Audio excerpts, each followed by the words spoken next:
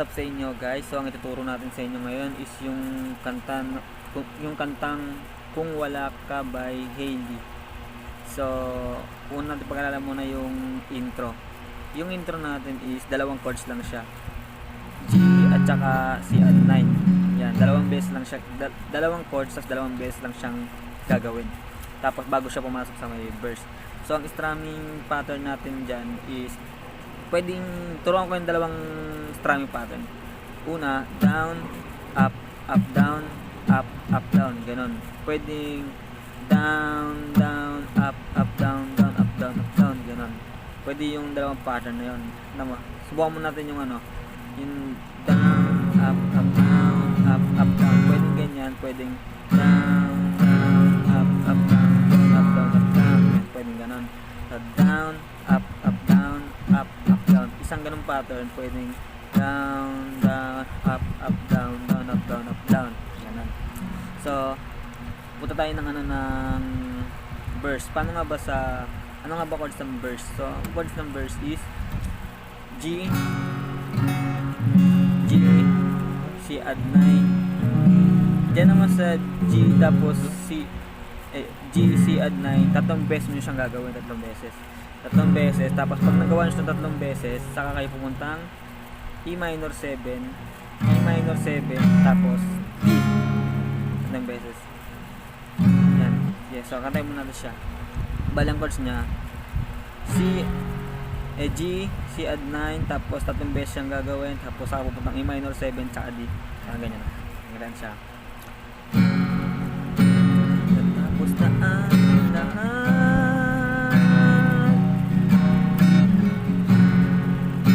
nandito pa rin ako.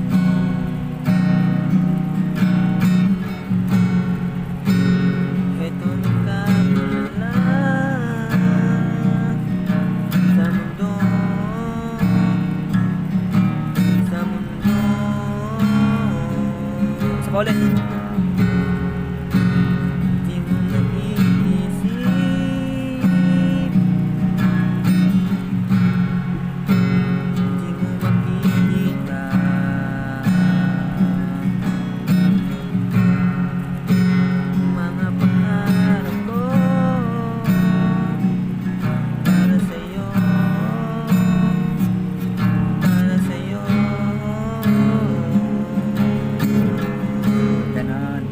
So yun yung verse niya. Paano naman yung sa chorus niya? So yung chorus niya naman, sundan niyo lang yung yung chords na gagawin, madali lang yung chords na to. A minor, tapos B minor, yan B minor. B minor. Yan. Kung di nyo kaya to, pwedeng ganitong B minor. Pwedeng ganyan. Pero apat na string lang. So string yun, sa apat na string yung i-strumming ninyo. Pero mas maganda kung gagawin nyo yung B minor para mas matutunan niyo. Bali, ulitin natin. A minor, B minor, tapos C add 9, tapos C add 9 ulit, tapos A minor 7, A minor 7, tapos E minor D over F sharp, yan. Ganyan D over F sharp, oh.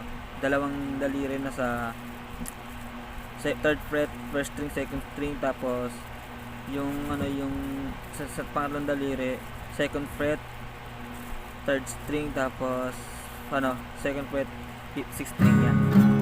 Tapos sunod C add 9 ulit, tapos C add 9 ulit. Ganyan lang naman yung natin yung chords natin sa chorus. So kantahin natin dyan siya.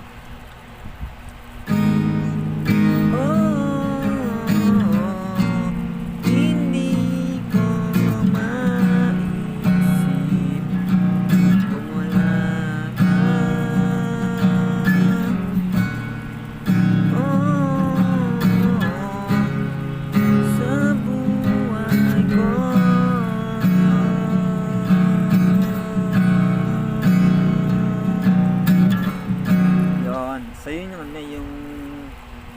yung chorus niya. Tapos pagtatapos naman nun, Tapos naman ng verse ulit, tapos pagkatapos ng verse, chorus ulit, tapos pagkatapos ng chorus, bridge. Alam niyo yung bridge, yung ano, yung anti-bridge nyo. Sundan mo, parang gano'n, sundan mo ang pag-ibig, parang gano'n. Sundan mo, gano'n, parang gano'n. So ang chords nyo doon is C add 9, tapos D, tapos F sharp F sharp minor 7, tapos D.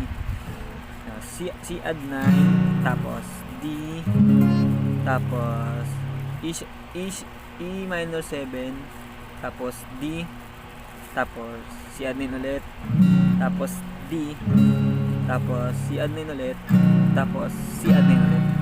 Yun yung ano, yung bridge niya. So sundan mo ang pag-ibig na pinagdadaan ko. Sundan mo ang pag-ibig ko.